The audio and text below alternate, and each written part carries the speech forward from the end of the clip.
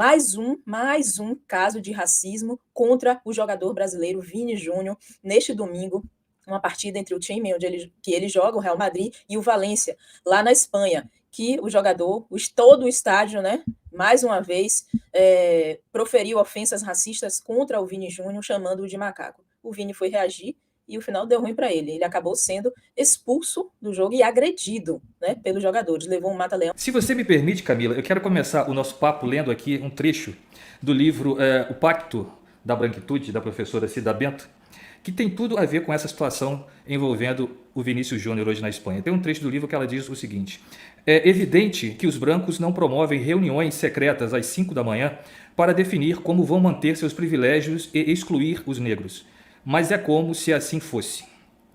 Aqui nós temos uma sintetização, né, do livro da professora Cida e que se encaixa muito nessa situação que nós vimos acontecer hoje com o Vinícius Júnior pela enésima vez.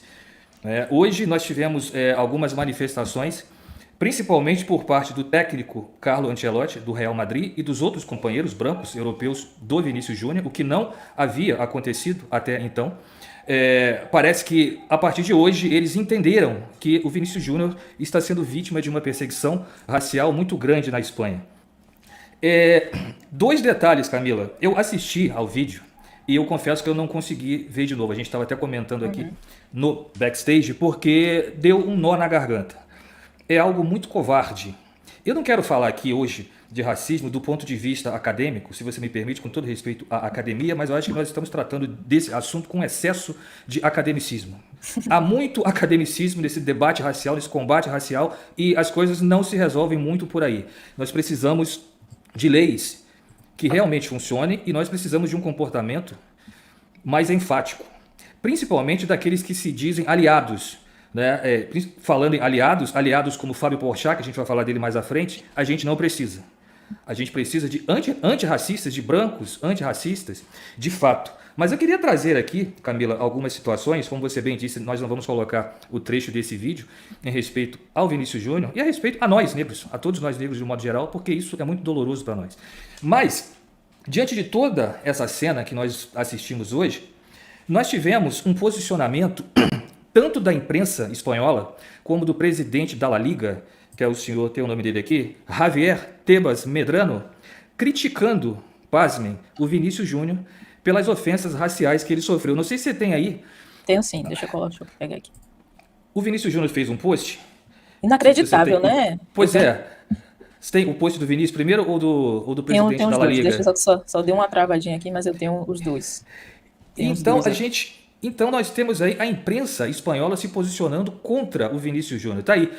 O Vinícius Júnior está dizendo aí no Twitter, né? Não foi a primeira vez, nem a segunda, nem a terceira. O racismo é o normal na La Liga. A competição acha normal, a federação também, e os adversários incentivam. Lamento muito. O campeonato que já foi de Ronaldinho, Ronaldo, Cristiano e Messi, hoje é dos racistas. Uma declaração bem forte e necessária, diga-se de passagem, né? Uma nação linda que me acolheu e que amo, mas que aceitou exportar a imagem para o mundo de um país racista. Lamento pelos espanhóis que não concordam, mas hoje, no Brasil, a Espanha é conhecida como um país de racistas. E, infelizmente, por tudo que acontece a cada semana, não tenho como me defender.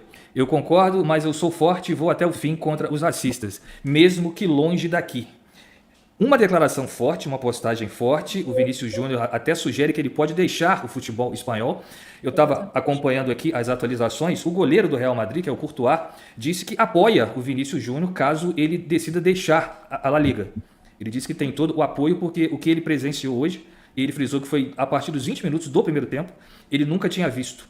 E, na sequência, nós temos uma resposta do presidente da La Liga a esse post do Vini Júnior. Sem nenhum acolhimento, né? Sem nenhum acolhimento. Eu acho que um presidente de uma federação, de uma liga como a espanhola, deveria ter vergonha. Tá aí, eu traduzi aqui, claro, usando o translator, mas ele está dizendo aí, já quem deveria não explica o que é e o que pode fazer a La Liga em caso de racismo. Quem deveria explicar isso para ele? Eu fiquei curioso. Tentamos explicar-lhe, mas você não apareceu em nenhuma das duas datas combinadas que você mesmo solicitou. Antes de criticar e insultar a Liga, é necessário que você se informe adequadamente, Vini Júnior, ele ainda marca o Vini Júnior ali. Não deixe se manipular e certifique-se de entender completamente as competências de cada um e o trabalho que temos feito juntos. A pergunta é, Camila, que trabalho que a Liga tem feito junto com o Vinícius Júnior? Porque desde quando ele chegou na Espanha, principalmente quando ele começou a se destacar no time do Real Madrid, ele começou a sofrer esses insultos e essas injúrias raciais. Desde quando a Liga se posicionou em defesa do Vinícius Júnior? Eu não me lembro. Você lembra de alguma Também não situação? me lembro nenhuma vez. Até daquele último, né? Daquele último insulto que foi realmente enlouquecedor, né? Que foi que penduraram um boneco dele, né? Em um Sim. viaduto, não teve nada, não se falou nada, não teve nenhum comentário, não teve nenhuma reação, nada. E racismo é crime, não só aqui no Brasil, né? Não, exatamente isso. E seguindo aí não só esse post aí infeliz demais do presidente da La Liga, mas também na entrevista coletiva que o Carlo Ancelotti teve que abandonar, por sinal, ele foi questionado por dois repórteres espanhóis, né? Um disse que os gritos que estavam sendo entoados pela torcida do Valência não era de mono, era de tonto, como se todos nós fôssemos tontos e não conseguíssemos entender o que a torcida estava ali gritando. Outra foi uma repórter que perguntou se o Carlo Ancelotti não queria falar de futebol, ao invés de falar de racismo. E ele disse, não, hoje eu não quero falar sobre futebol, eu quero falar sobre o que aconteceu aqui. E um outro repórter insistiu, dizendo que as acusações que o técnico do Real Madrid fazia eram muito graves. Ele estava acusando 45, 46 mil pessoas de serem racistas. Será Então, que nós... rapidinho, é que a gente está com o pronunciamento aqui do presidente Lula.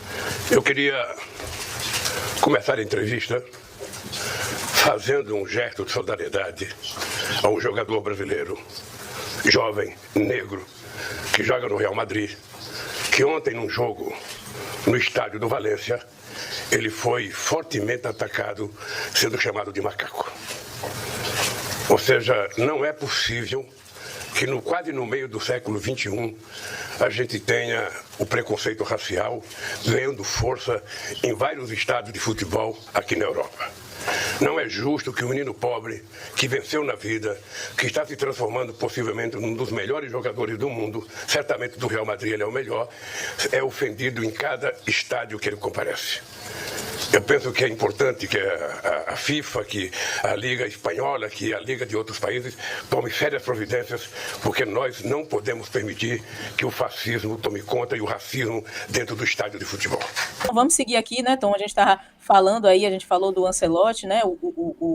A gente estava falando do Ancelotti, da entrevista, né, que estava acontecendo, que os repórteres perguntando com relação ao jogo, como se nada tivesse acontecido, né? Como se esse fato do Vini ter sido chamado de macaco pelo estádio inteiro não tivesse acontecido. Estava todo mundo passando pano para isso, né?